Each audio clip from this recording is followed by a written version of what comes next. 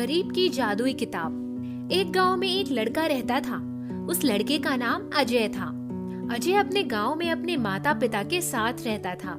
अजय के माता पिता बहुत गरीब थे। 2 वक्त की रोटी भी बहुत मुश्किल से मिल पाती थी। गांव के दूसरे बच्चों को देखकर अजय अपने माता पिता से कहा करता था कि मुझे भी इनके जैसे कपड़े और खिलौने चाहिए, परंतु उनके माता पिता के पास सिवाय उसको दिलासा देने के और कुछ नहीं था। अजय गांव के ही एक स्कूल में पढ़ने जाता था। अजय अपने स्कूल में पढ़ाई लिखाई में सबसे तेज था। वह अपनी कक्षा में हमेशा अधिक नंबर लाता था। उसके अधिक नंबर लाने के कारण स्कूल के फंक्शन में उसको खूब इनाम मिलता। गांव के लोग उसे बहुत प्यार करते थे। एक बार गांव में बाढ़ आ जाती है। उस बाढ़ में अजय का स्कूल बह जाता है। अजय के गांव में वही एक स्कूल था। अब अजय अपनी शिक्षा से वंचित हो जाता है। देखते ही देखते कई साल बीत जाते हैं। अजय अपनी सारी पढ़ाई लिखाई भूल जाता है। गांव से दूर एक स्कूल था। उस स्कूल में पढ़ने के लिए लाखों रुपयों की आवश्यकता थी, इसीलिए अजय का वहां एडमिशन नहीं हो सका। परंतु अजय के पिता उसको खूब पढ़ाना चाहते थे, इसीलिए अजय के पिता ने अपने सारे खेत बेचकर अजय का एडमिशन उस महंगे स्कूल में करवा दिया। अजय अपनी सारी पढ़ाई लिखाई भूल चुका था, इसीलिए वह परीक्षा में फेल हो गया। अजय रोता हुआ घर आता है और अपने रिजल्ट के बारे में अपने पिता को बताता है। पिताजी, मैं फेल हो गया। कोई बात नहीं बेटा, फेल पास लगा रहता है, अगली बार पास हो जाना।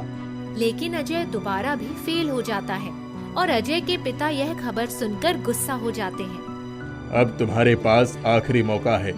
अगर इस बार तुम कक्षा में अव्वल नहीं आए तो तुमको घर से निकाल दिया जाएगा।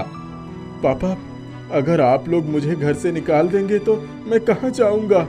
तुमको जहाँ भी जाना है चले जाना, मगर लौट कर वापस घर नहीं आना। अजय के दोबारा फेल होने की खबर पूरे गांव में फैल जाती है और गांव के बूढ़े बच्चे सभी अजय का खूब मजाक उड़ाते हैं, खूब ताना देते हैं। वे अजय को फेलियर कहकर चिढ़ाते हैं। अजय का इन बातों से बहुत दिल दुखता है और वह रोता हुआ वहाँ से चला जाता है। अजय इस बार खूब मेहनत करता है और खूब मन लगाकर पढ़ाई करता है, मगर वह तीसरी बार भी फेल हो जाता है। अजय ने सोचा कि अगर वह घर जाएगा तो सारे लोग उसका मजाक उड़ाएंगे और उसको घर पर बहुत मार पड़ेगी। मारने पीटने के बाद उसको घर से निकाल दिया जाएगा। यह सब सोचकर अजय घर नहीं जाता, बल्कि कहीं और चला जाता है। अजय के घर वाले बहुत परेशान होते हैं। उन्होंने स्कूल जाकर देखा तो स्कूल में अजय नहीं मिला। फिर अजय के पिता और गांव वालों ने अजय को पूरे गांव में ढूंढा, मगर वह फिर भी नहीं मिला। शायद अजय इस बार भी फेल हो गया है, इसीलिए भाग गया। जब वो नहीं पढ़ पा रहा था तो उसको खेती बाड़ी कराना चाहिए था। हाँ, शायद आप लोग ठीक कहते हो। अजय गांव से बहुत दूर जा चुका था। अजय को खुद भी नहीं मालूम था कि वह कहाँ जा रहा है। चलते चलते उसको एक झोपड़ी दिखी। अजय उस झोपड़ी के करीब गया और दरवाजा खटखटाया। अंदर से एक अजीबोगरीब व्यक्ति निकला और अजय को घर के अंदर बुलाया। अजय ने उस व्यक्ति को सारी बातें बताई। उस व्यक्ति ने अजय को कुछ बिस्किट दिए और बिस्किट खाकर वह सो गया। जब वह सुबह उस व्यक्ति के घर से जाने लगा तो उसने अजय को एक जादुई किताब दी और कहा, यह किताब तुम्हारी मदद करेगी। अजय ने किताब लिया और उस व्यक्ति को धन्यवाद देकर चला गया। अजय ने सोचा, अब मैं घर लौटकर कभी नहीं जाऊंगा, मगर वह अपने गांव वालों को कुछ बनकर दिखाना चाहता था, इसीलिए वह चलते चलते शहर आ गया। अजय को शहर में एक स्कूल दिखाई पड़ा। अजय स्कूल के अंदर गया और वहाँ के टीचर से कहा, मुझे इस स्कूल में एडमिशन चाहिए। अपना रिजल्ट दिखाओ। अजय रिजल्ट दिखाता है। रिजल्ट देखकर वहाँ के टीचर ने अजय से कहा, तुम्हारा रिजल्ट तो बहुत खराब है, तुमको यहाँ कैसे एडमिशन दिया जाए? सर, मैं खूब मन लगाकर पढ़ूंगा, आप एक बार मुझे एडमिशन दे दीजिए। अजय की यह बात सुनकर टीचर ने कहा, ठीक है, कल हम तुम्हारा टेस्ट लेंगे। अगर तुमने टेस्ट पास कर लिया तो तुमको एडमिशन दे दिया जाएगा, वरना तुमको यहाँ एडमिशन नहीं मिल सकता। फिर अजय वहाँ से चला गया और फुटपाथ पर जाकर बैठ गया। वह सोचने लगा कि मुझे बहुत अधिक पढ़ना लिखना तो नहीं आता, आखिर मैं टेस्ट कैसे पास करूंगा। फिर उसने सोचा क्यों ना कुछ पढ़ ही लिया जाए। उसने अपने बैग में हाथ डाला और एक किताब निकाली। उसके हाथ में वही किताब आई जो उस व्यक्ति ने उसको दिया था। अजय ने वह किताब खोली तो उस किताब से एक आवाज आई, अजय मैं तुम्हारे बारे में सब जानती हूँ। यह देखकर अजय हैरान रह गया कि किताब से आवाज कैसे आ रही है। अजय ने किताब से पूछा, तुम कौन हो? मैं एक जादुई किताब हूँ। तुम मुझे कैसे जानती हो? जिसने तुमको ये किताब दिया है वो मेरे मालिक हैं और मेरे मालिक ने मुझे तुम्हारे बारे में सब कुछ बता दिया है। तुम मेरे लिए क्या कर सकती हो?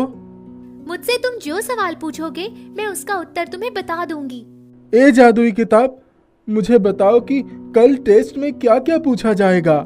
किताब ने अजय को वो सब बता दिया जो टेस्ट में अजय से पूछा जाने वाला था। तो अजय रात भर वही याद करता रहा। बहुत मेहनत और परिश्रम के बाद अजय ने वो सब याद कर लिया और टेस्ट देकर पास हो गया। इस तरह अजय को उस स्कूल में एडमिशन मिल गया। अजय उसी स्कूल में हॉस्टल में रहने लगा। जब भी उसकी परीक्षा आती वह जादुई किताब से सारे प्रश्न के उत्तर पूछ लेता और जादुई किताब उसे सारे उत्तर बता देती। अजय उन सारे उत्तरों को बहुत ध्यान से पढ़ता और कई दिनों के परिश्रम के बाद वह सब कुछ याद कर लेता। इस तरह वह परीक्षा में सारे प्रश्नों का उत्तर देकर अव्वल नंबर से पास हो जाता और उसे क्लास में अव्वल आने के कारण बहुत सारे इनाम भी मिलते। धीरे धीरे पास होते होते वह लॉ कॉलेज में पहुंच गया। लॉ कॉलेज में भी अव्वल नंबर से पास होकर वह बड़ा जज बन जाता है। अजय के जज बनने के बाद उसकी पोस्टिंग उसी के गांव की कचहरी में हो जाती है और सरकार की तरफ से उसे बड़ा सा बंगला मिलता है। उधर गांव में अजय के पिता को खून के झूठे इल्जाम में जेल हो चुकी होती है और एक दिन अजय के पिता की कचहरी में पेशी होती है। उस दिन अजय का कोर्ट में पहला दिन रहता है। अजय के पिता को बुलाया जाता है। अजय अपने पिता को देखकर पहचान लेता है और उसकी आंखों से आंसू आ जाते हैं, लेकिन अजय का पिता अजय को नहीं पहचान पाता। मुकदमा शुरू होता है और अजय के पिता के खिलाफ एक भी सबूत नहीं मिलता। इसीलिए अजय अपने पिता को बाइज्जत बरी कर देता है। एक दिन के बाद अजय जज के कपड़ों में अपने घर जाता है। अजय के पिता और सारे गांव वाले उसको देखकर खड़े हो जाते हैं, परंतु कोई भी अजय को पहचान नहीं पाता। जज साहब, आप यहाँ क्यों आ गए? मुझे बुलवा लेते। आप लोगों ने मुझे नहीं पहचाना? अजय के पिता और गांव वाले कहते हैं, नहीं, आप कौन हैं? फिर अजय सबको अपनी कहानी सुनाता है। अजय की कहानी सुनकर सब हैरान हो जाते हैं और पिता रोते हुए अपने बेटे अजय को गले लगा लेता है। अजय अपने परिवार के साथ अपने बंगले में जाकर खुशी खुशी रहने लगता है। जादुई साबुन। रामलाल और सुधा अब बूढ़े हो चले थे। अपनी सारी जिंदगी उन्होंने जो भी कमाया सब अपने दोनों बेटों के परवरिश में लगा दिया। अब उनके बुढ़ापे का सहारा उनके दो बेटे ही थे, लेकिन दोनों बेटे अपनी जिंदगी अपने तरीके से जीना चाहते थे। क्या माँ, रोज ये सूखी रोटी बना देती हो? मुझे नहीं खाना है। सूखी रोटी मेरे गले में फंस जाती है। बेटा, अब मेरे शरीर में इतनी ताकत नहीं रही। अब मुझसे काम नहीं होता। मैंने अपनी जिंदगी में जो भी कमाया है वो तुम दोनों के परवरिश में लगा दिया है। दो जवान बेटे घर पर हैं, फिर भी बाप को काम करना पड़ रहा है। अरे कुछ तो शर्म करो, तुम लोग कुछ काम तो कर लो। अब हमसे खेती तो होने से रही, हम शहर जाकर कुछ नौकरी कर लेंगे। हाँ, वैसे भी आप दोनों के पास हमें देने के लिए कुछ है नहीं। तुम दोनों यहाँ से चले जाओगे तो मुझे और तुम्हारी माँ को कौन संभालेगा? वो सब आप लोग देख लीजिए। अगले दिन रोहित और राज घर से बचा हुआ सारा पैसा लेकर शहर चले जाते हैं। रामलाल और सुधा घर में अकेले रह जाते हैं। उनके पास सिर्फ एक टाइम का खाना होता है। सुनिए, घर में बस एक टाइम का चावल बचा है। आप जंगल से जाकर कुछ लकड़ियाँ ला दीजिए, हम लोग नमक और चावल खा लेंगे। हे भगवान, बुढ़ापे में क्या दिन देखने पड़ रहे हैं। रामलाल जंगल जाकर अपने कांपते हाथों से लकड़ियां काटने लगता है, लेकिन शरीर में ताकत नहीं होने की वजह से उसे लकड़ी काटने में बहुत मुश्किल हो रही थी। तभी रामलाल को किसी जानवर के बच्चे की चिल्लाने का आवाज आई। अरे ये किसी जानवर के बच्चे की आवाज लगती है।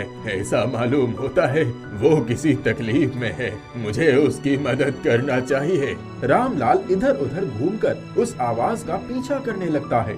तभी थोड़ी दूर पर उसे एक लोमड़ी का बच्चा गड्ढे में गिरा हुआ मिलता है। वो बच्चा गड्ढे से बाहर आने की कोशिश कर रहा था, लेकिन निकल नहीं पा रहा था। रामलाल उस बच्चे को उस गड्ढे से निकालने में मदद करता है। तभी उसकी माँ वहाँ आ जाती है। आपका बहुत बहुत धन्यवाद। ये मेरा बच्चा है। ये खेलते वक्त इस गड्ढे में गिर गया था। आपने इसकी जान बचाई है। मैं आपका आभार कैसे व्यक्त करूं? हाँ वो सब तो ठीक है, लेकिन तुम बोल कैसे रही हो? मैं एक जादुई लोमड़ी हूँ। क्या मैं आपकी कोई मदद कर सकती हूँ? नहीं नहीं, इसकी कोई जरूरत नहीं है। जब अपने ही साथ छोड़ जाते हैं तो किसी और से क्या मदद लेना। मैं आपको एक जादुई साबुन दे रही हूँ। शायद ये आपके कुछ काम आ जाए। इतना बोलकर लोमड़ी साबुन वहीं रखकर चली जाती है। रामलाल वो साबुन अपनी जेब में रख लेता है और आसपास पड़ी लकड़ी लेकर घर चला जाता है। अरे ये क्या? आपके कपड़े में मिट्टी कैसे लग गई? एक लोमड़ी के बच्चे को बचाने में गंदे हो गए। हमारे पास खाने के तो पैसे है नहीं। अब आपके कपड़े कैसे धो? ये लो साबुन, इससे धो देना। ये साबुन तो बहुत बड़ा है। मैं इसके 4 टुकड़े कर देती हूँ, बाद में काम आएगा। सुधा साबुन का 4 टुकड़े करके एक टुकड़े से रामलाल के कपड़े साफ कर देती है। और अगले दिन जैसे ही वो उस साबुन को देखती है, वो बोलती है, अरे ये देखिए, मैंने कल इस साबुन के 4 टुकड़े करे थे, लेकिन अब तो ये फिर से उतना ही बढ़ गया। अरे ये साबुन मुझे जादुई लोमड़ी ने दिया था। लगता है ये कोई जादुई साबुन है। क्यों ना हम इस जादुई साबुन का व्यापार कर ले। इससे हमारी कमाई भी हो जाएगी और हमारा बुढ़ापा भी कट जाएगा। रामलाल और सुधा जादुई साबुन के टुकड़े कर उसे बेचने लगते हैं। उनकी अच्छी कमाई होने लगती है। यह बात राज और रोहित को पता चलती है। ये सुनकर दोनों गांव वापस आ जाते हैं। हमें माफ कर दीजिए, हमसे बहुत बड़ी गलती हो गई। हम अब यहीं रहकर आप दोनों की सेवा करेंगे और काम में हाथ बटाएंगे। अरे मेरा सब कुछ तुम लोगों का ही तो है। रोहित और राज को जादुई साबुन के बारे में पता चल जाता है। दोनों के मन में लालच आ जाता है। क्यों ना हम ये सारे जादुई साबुन चोरी कर ले और शहर जाकर बेचे तो हमें कितना मुनाफा होगा। हाँ, आज रात ही हम लोग यहाँ से साबुन लेकर शहर चले जाएंगे। दोनों रात में सारा सामान चोरी करके भाग जाते हैं। सुबह जब रामलाल और सुधा उठते हैं और सारा सामान समेत राज और रोहित को गायब देखते हैं तो उन्हें अपनी हालत पर रोना आ जाता है। इधर रोहित और राज शहर पहुंचते ही उनका सारा साबुन और सामान गायब हो जाता है। अरे हमने जादुई साबुन चोरी किया, इसीलिए हमारा सारा सामान गायब हो गया। हमें गांव जाकर माफी मांगनी चाहिए। राज और रोहित वापस गांव जाकर रामलाल और सुधा से माफी मांग लेते हैं और फिर कभी ऐसे गलती नहीं करने का कसम खाते हैं। रामलाल दोनों को माफ कर देता है। माफ करते ही गायब हुआ सारा सामान वापस आ जाता है। मंगलू की प्यास। बात बहुत पुरानी है। मंगलू नाम का एक राहगीर जंगली रास्ता से गुजर रहा था। चलते चलते थक गया था। प्यास के मारे उसका गला सूख रहा था। उसे दूर दूर तक कहीं भी पानी ना दिखाई दे रहा था। मंगलू एक पेड़ के नीचे बैठ गया। तभी उसे कलकल की आवाज सुनाई दी। वो उस आवाज को सुनता हुआ उसके साथ साथ आगे बढ़ने लगा। कुछ दूरी पर एक छोटी सी नदी बह रही थी। नदी को देखकर वो बहुत खुश हो गया और पानी पीने के लिए आगे बढ़ा। अचानक मंगलू के मन में एक विचार आया, क्यों ना पत्तों का एक दोना बना लूं? उसमें भरकर पानी पीना आसान रहेगा। यही सोचता हुआ वो आगे बढ़ा।